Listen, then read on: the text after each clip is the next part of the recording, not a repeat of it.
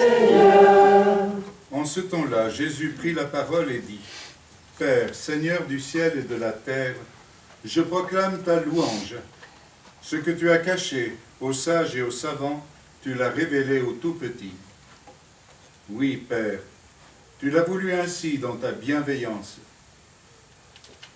Tout m'a été remis par mon Père. Personne ne connaît le Fils sinon le Père, et personne ne connaît le Père sinon le Fils, et celui à qui le Fils veut le révéler. Venez à moi, vous tous qui peinez sous le poids du fardeau, et moi je vous procurerai le repos. Prenez sur vous mon joug, devenez mes disciples, car je suis doux et humble de cœur, et vous trouverez le repos pour votre âme. Oui, mon joug est facile à porter, et mon fardeau léger. Acclamons la parole de Dieu. Louange à toi, Seigneur Jésus.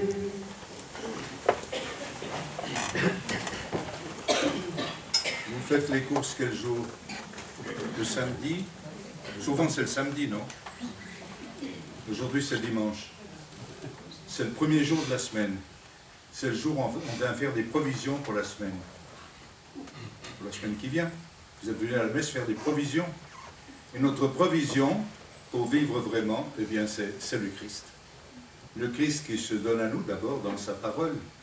Comme nous le disait tout à l'heure, hein, laissons-nous rejoindre par le Christ et nous surprendre par son évangile. Je dirais aujourd'hui davantage émerveillé par son évangile, émerveillé par la parole de Dieu, où on voit Jésus, j'allais dire dans une grande consolation, hein, qui est au milieu des gens, au milieu des petits, lui-même étant le petit, le tout petit, hein, il a voulu être le Dieu tout petit parmi nous, et alors il est à l'aise parmi les petits.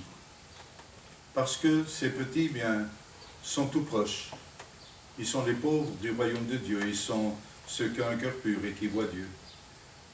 Alors aujourd'hui, essayons, vous et moi, d'être petits pour accueillir cette parole. Et je voudrais commencer d'abord par les deux premières lectures. Saint Paul nous dit que si nous sommes sous l'emprise de la chair, eh bien nous ne voyons pas. Nous ne voyons pas, nous trébuchons, nous ne voyons pas clair. Parce que la chair, c'est ça n'a pas seulement à voir avec le 6e et le 9e commandement, c'est la réalité, voir le monde avec des yeux terre à terre, simplement. Et alors, ça nous surprend. Si j'écoute la première lecture avec les yeux de la chair, eh bien, je vais dire, mais c'est complètement dingue, ça n'a pas de sens. Comment un roi monté sur un ânon peut-il faire disparaître les chars de guerre, les tanks, les drones, tout ça, aujourd'hui, et proclamer la paix aux nations? Comment sa domination peut-elle s'étendre d'une mer à l'autre, d'un bout à l'autre de la planète? Et pourtant, c'est ce qui est annoncé. Alors, évidemment, avec des yeux de chair, on dit c'est impossible, ça n'a pas. Avec nos yeux à nous, nos yeux humains. Et pourtant, l'Église continue à croire en la paix. Et les efforts du pape, et pas seulement du pape, d'autres aussi, hein, on voit constamment essayer de chercher la paix et le dialogue pour que la guerre cesse. Il n'y a pas de guerre juste, il n'y a pas de mauvaise paix, disait Benjamin Franklin. Il n'y a pas de guerre juste, il n'y a pas de mauvaise paix. La paix est toujours supérieure à la guerre. Voilà, ça c'est ce regard. Quel regard portons-nous sur les événements du monde? Et alors, eh bien, laissons-nous emmener par Jésus. Jésus d'abord dans son émerveillement. Et pour ça, il proclame la louange du Père. Père, Seigneur du ciel et de la terre. Tout à l'heure, nous allons dire, je crois en Dieu, le Père Tout-Puissant, Créateur du ciel et de la terre. Mais disons-le dans un émerveillement, pas simplement comme une formule qu'on sait par cœur et qu'on récite. Je crois en Dieu, Créateur du ciel, Dieu le Père, Créateur du ciel et de la terre. Le Père Tout-Puissant, la toute-puissance de son amour qui a créé le ciel et la terre et qui continue. Cette création n'est pas achevée, le Seigneur continue, il est toujours à l'œuvre. Père, Seigneur du ciel et de la terre, je proclame ta louange. Ce que tu as caché. Alors dans cet évangile, on entend caché, révélé, hein? Il y a des choses qui sont cachées et seulement révélées à ceux qui ont un cœur simple comme les tout petits. Ce que tu as caché aux sages et aux savants, tu l'as révélé aux tout petits. En effet, nous le voyons, des gens qui sont imbus de... C'est bien de savoir de la science, c'est bien de connaître, c'est bien d'avoir une sagesse. Mais si cette sagesse et cette science que nous avons nous aveugle et croit qu'avec notre sagesse et la science que nous avons acquise, nous comprenons tout et nous pouvons avoir un jugement sur tout, alors là c'est dangereux. Nous sommes enfermés dans notre sagesse qui est toujours limitée et dans notre science qui est aussi limitée. Ce que tu as caché aux sages et aux savants, tu l'as révélé aux tout petits. Et c'est l'effet de la bienveillance de Dieu. Dieu veille au bien, c'est ça la bienveillance. Veiller au bien, il veille au bien de tous. Et Jésus est, je dirais, comblé de voir que, bien que son message est accueilli, qu'il y a des gens qui écoutent, qu'il y a des gens qui suivent, qu'il y a des gens qui non seulement sont suspendus à ses lèvres, qui non seulement vont l'écouter, mais qui vont mettre en pratique ce qu'ils entendent de lui. Et ensuite aussi, il dit son lien avec le Père. Tout m'a été remis par mon Père. Cette communion qu'il y a intime entre le Père et le Fils. Une communion de confiance. On ne remet pas tout à quelqu'un si on n'a pas confiance en lui. Le Père a une totale confiance dans son Fils. Tout m'a été remis par mon Père. Et alors, aussi notre chemin pour aller vers le Père, c'est par le Fils. Personne ne connaît le Fils sinon le Père. Et personne ne connaît le Père sinon le Fils.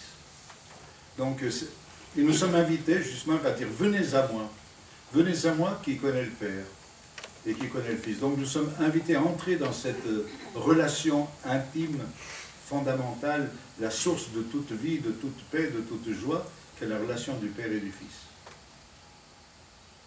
Et celui à qui le Fils veut le révéler. Je pense que chaque fois que nous ouvrons l'Écriture sainte, chaque fois que nous mettons un peu sur la Bible, et bien c'est ça, nous comprenons un peu plus ce que le Seigneur veut nous dire. Mais il faut prendre du temps pour cela. Et nous avons terminé une retraite, il n'y avait pas beaucoup de monde, il y avait seulement 9 hommes qui étaient là, mais c'est merveilleux de voir comment, ils ont fait une retraite pendant 5 jours, et comment, en s'approchant de la parole de Dieu et tout ça, bien, on les voit qui sont transfigurés. Et aussi, ce qui était aussi beau de voir comment il y a un lien entre eux. Ils n'ont pas parlé pendant une semaine, mais c'est comme s'ils se connaissaient depuis toujours. Et pourtant d'âges différents, d'histoires différentes. Je ne sais pas s'ils seraient rencontrés autrement dans la vie que quand ils faisaient une retraite, mais et voilà, on voit qu'il y a, c'est ça. Il y a cette merveille. Ils sont entrés dans la communauté de Dieu, dans la communion de Dieu, ils sont rapprochés de Dieu, et en se rapprochant de Dieu, on se rapproche les uns des autres. Et il y a une communion qui existe en nous. Venez à moi. Venez à moi. Vous tous qui peinez sous le poids du fardeau. Il y a quelqu'un qui n'a pas de fardeau à porter ici? Heureusement qu'il n'y a personne qui lève la main, parce que sinon... On a tous des fardeaux à porter. Des fois on s'en rend compte, des fois pas trop, des fois ça nous pèse tellement qu'on n'ose même plus apporter fardeau, parce qu'on est tellement écrasé dessous. Vous qui peinez sous le poids du fardeau. C'est vrai que lorsqu'on s'approche de Jésus, et je le voyais aussi on le voit pendant ces retraites, pour les personnes qui viennent nous voir, qui viennent demander un conseil, qui viennent se reposer, ici, se reposer, eh bien, on voit qu'ils sont allégés. Ils disent, je venais avec un fardeau, et maintenant il me semble que, voilà, les choses n'ont pas changé, mais voilà, j'ai pris un nouvel élan, j'ai pris une nouvelle espérance, et voilà. Prenez sur vous mon joug, devenez mes disciples.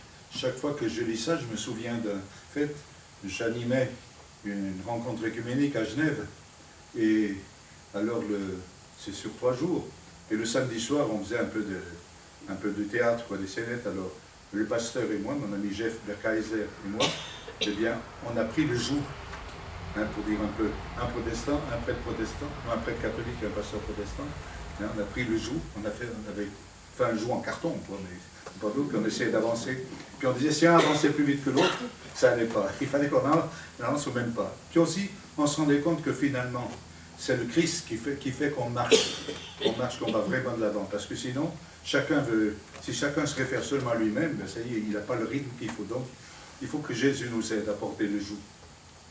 Devenez mes disciples, car je suis doux et humble de cœur, vous trouverez le repos pour votre âme. Oui, mon joug est facile à porter, mon fardeau léger. Je crois que tous nous en avons fait l'expérience. Lorsque nous sommes plus proches du Seigneur, eh bien c'est plus facile. Les choses difficiles deviennent supportables. Hein. Pas dire que c'est impossible, mais il y a quelque chose qui se passe et le Seigneur est là pour nous aider. Il porte avec nous. Hein. Il est sur la croix, mais sur la croix, il a pris déjà notre charge. Il a pris et il l'a transformé. Et n'oublions pas, il est mort et ressuscité. Tout à l'heure, nous avons reçu d'abord le pain de la parole qui nous nourrit, mais le Seigneur ne se contente pas de nous dire des mots, mais il se donne lui-même. Pour ça, quand nous voulons faire des provisions, c'est non seulement d'écouter une parole qui est une parole de vie, une parole vivifiante, une parole vitale, mais nous allons recevoir aussi le corps du Christ, hein, la nourriture pour que nous puissions aller. Pour que ce soit le Christ qui aime en nous, que ce soit le Christ qui vive en nous, que ce soit le Christ qui en nous pardonne, le Christ qui en nous, eh bien, porte aussi le fardeau. Il est avec nous. Et c'est pour ça, lorsque nous portons la communion, ça arrive souvent aux malades, il y a toujours des personnes qui demandent de porter la communion aux malades, c'est aussi pour qu'ils aient des malades ou des personnes âgées qui ne peuvent pas venir, qu'ils aient cette force, la force de Christ. Alors il faut y croire vraiment, que le Seigneur est ma force, le Seigneur est ma lumière et mon salut, comme on dit, qu'avec lui, le fardeau, quel qu'il soit, devient plus léger. Que cette parole, que le Seigneur qui aujourd'hui continue à nous émerveiller par sa parole et qui continue à nous combler par sa présence eucharistique, bien, soit toujours avec vous, que ces provisions durent toute la semaine. Hein? Et si vous voulez vous approvisionner chaque jour, c'est aussi possible. Hein? Voilà. Et bon dimanche.